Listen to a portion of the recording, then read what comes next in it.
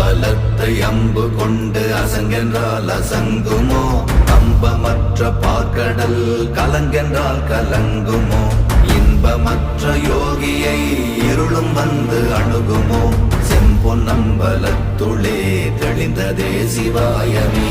ஓம் நமச்சிவாய ஓம் ஓம் நமச்சிவாய ஓம் நமச்சிவாய ஓம் ஓம் நமச்சிவாய ஓம் நமச்சிவாய ஓம் ஓம் நமச்சிவாய ஓம் நமச்சிவாய ஓம் ஓம் நமச்சிவாய.